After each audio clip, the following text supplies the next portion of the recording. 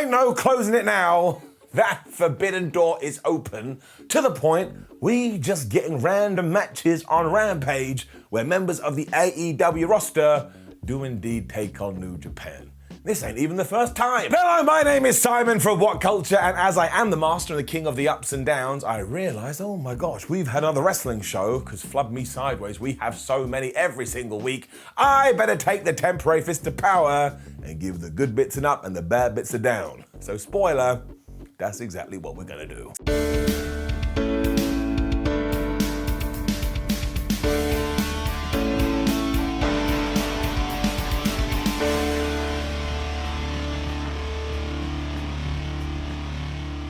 So yes, Rampage did indeed start with Adam Cole taking on Ishii. Just right there, happening in front of my face on an episode of Rampage.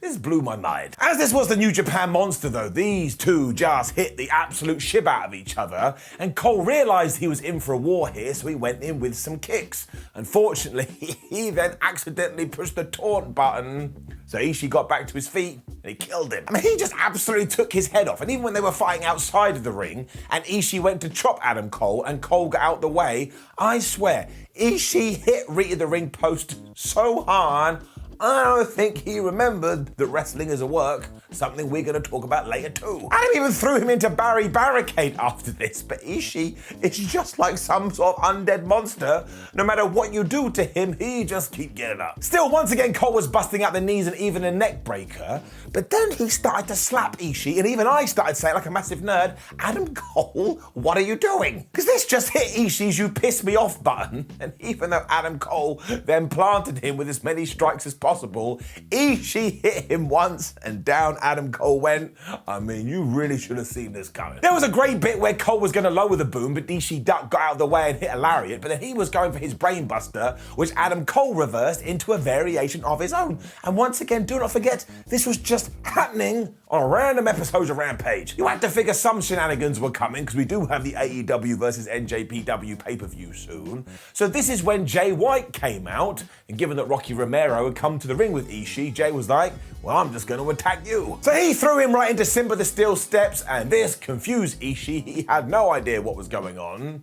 Probably because he thought the House of Torture was here. They weren't though, so instead Cole hit him right in the penis. He then did lower the boom. He got the 1, 2, 3. And mark my words, Ishii will be out for revenge. Up. We then got 2 back-to-back videos which just did it for me, and I don't even care anymore. If I had a magic wand, I would go and I would wiggle it, and I would just make all wrestling really, really stupid and really, really goofy. Because at first it was the Jericho Appreciation Society trying to get into the building, when security said, no, you know the deal. Daniel Garcia can enter to take on Eddie Kingston later, but nobody else is allowed. After some shouting, Jericho decided, okay, but I'm going straight to HR.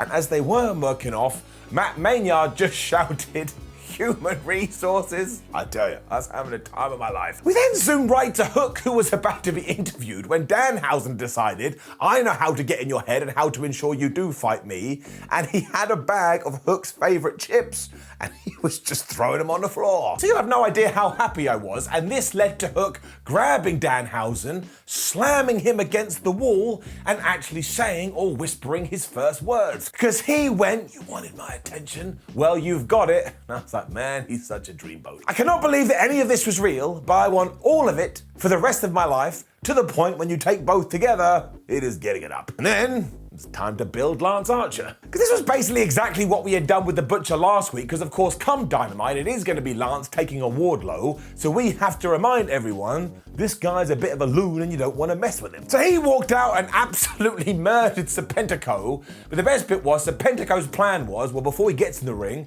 I'm going to hit him with a dive. And he done this, and he celebrated like he'd won the lottery, but surprise, surprise, 30 seconds later, Lance Archer pinned him by putting one foot on his chest. So he may as well have kissed him for the good that did, and obviously after the match, Lance Archer continued to beat him up as Sean Spears went nuts on commentary, and they all promised that come Wednesday, Wardlow will be no more.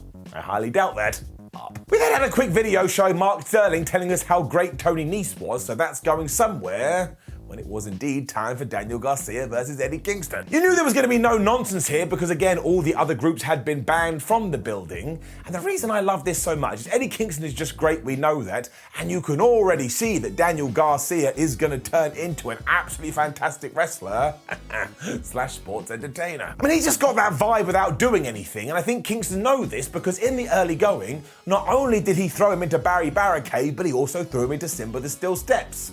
Unfortunately, Kingston's next plan was then to run at him like he was a boss from Arkham Asylum. Daniel Garcia got out of the way, and Eddie ran right into the steps. Back in the ring, Garcia then started to lay in these strikes and these knees, and like I was mentioning earlier, he is kind of like Eddie Kingston when Eddie Kingston is doing a promo, except the difference is, when he's wrestling, you kind of watch going, is he aware that wrestling is a work? Because my word, it looks like he's working stiff. He's not though, he just understands how to give that impression. And at one point here, he even bit Eddie Kingston. I was like, Garcia, that ain't gonna go well for you, and I was right because straight away, Eddie bit him right back. Garcia really did have a plan though, because he decided, well, if he ever does get back on me, I'm just gonna throw him into something, which is what he did again. And afterwards, yes, you guessed it, 2022 wrestling, they got in that squared circle and they just punched each other in the face. Eventually, Daniel was busting out German suplexes like there was no tomorrow, and this is where I was kind of like, I think he's going to lose because he is taking a tremendous amount of this match. And after he utilized both the Boston Crab and the sharpshooter, the end was nigh. And if only Garcia hadn't gone back for a sharpshooter round 2, he may have won here. But the sad fact for him is that he did. Eddie was able to get out. He hit him with the half and half suplex. He followed it up with the back spinning elbow fist thingamajig that he does, and he pinned him for the 1, 2, 3. This gets a very slow clap. My hand is broken, and it is getting it up. And he was also going to whip him with his belt afterwards, but decided, no, I'm going to save that for Chris Jericho. And do not forget, this feud has been going on for ages, but it only just feels like it's starting to heat up. We then had a quick interview with Swerve Strickland and Keith Lee because they still want to get a piece of Ricky Starks and Powerhouse Hobbs. But I'll be honest with you, the true highlight of this is then we then cut back to the commentary team, which Ricky Starks is a part of, and he called them Keenan and Kel. Oh, how I loved it. We then jumped to another interview with Tony Storm, Britt Baker, and Jamie Hayter, and this was basically one big tease for the Owen Hart tournament, including kind of making it feel like the final is going to be Tony versus Britt. And I suppose we may very well do that. We then had one final bit of promotion because yes, we had a video explaining why Dax is taking on Cash in the Owen Hart tournament, and it's basically because they both love the Harts so much. And given that I never thought they'd see this, because FTR have always said, well, we're never gonna break up, I am so pumped, I swear. This is gonna be a legit one and done, and you just know those two are gonna go all out. Which brought us to the main event, Jade Cargill defending her TBS championship against Marina Shafir. And what do you know?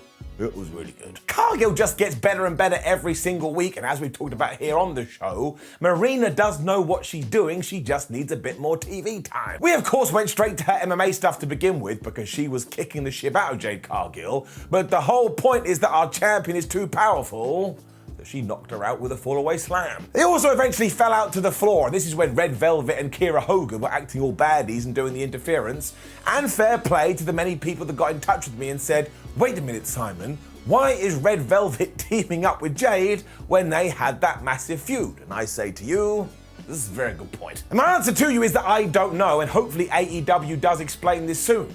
Maybe Red Velvet was having sleepless nights because she doesn't understand where Shaq went, and she has decided that Jade Cargill knows the answer, so now she's sneaking in. Marina then did this cool hip throw to get out of an abdominal stretch and went full judo here because she started working over Jade's leg. This included going to the outside and smashing it against Rita the ring post, and given that she was already out there and Mark Sterling was being an ass, she made sure he twonked him too. And let's face it, he deserves it. This is when the baddies were still being dicks because they were throwing popcorn at Marina Shafir, and damn it, that made me laugh. But Jade Cargill used this to grab Marina and try and throw her through the timekeeper's table, and it did not break. And I tell you, no word of a lie, that looked like it sucked. From here, Shafir had one last submission tease, but then from nowhere, Cargill hit the Jade out of nowhere, and I tell you, that was a little bit of a surprise, but she got the 1, 2, 3, she defended her title. This, of course, meant 30 wins and 0 losses, so we had a party afterwards, and there ain't no two ways about it now. Jade Cargill is a star. We're not waiting, it's happened, we're here, she has done great. up. Which brought us to the end of Rampage, and while this certainly wasn't the best one that I've ever seen, those two video segments from earlier have just filled me with so much joy. So I am now the #1 supporter of Goofy Wrestling, and I'm giving it an up. Now please do leave a comment below and let us know what you thought about last night's episode of AEW Rampage. Like the video, share the video, and subscribe. Don't forget to keep it here on YouTube, and go watch SmackDown Ups and Downs so you've completed the set. Come see what we've got on WhatCulture.com today. Follow us on social media. My name is Simon for WhatCulture. Thank you very much for joining me. You make sure you have a lovely day. See you soon.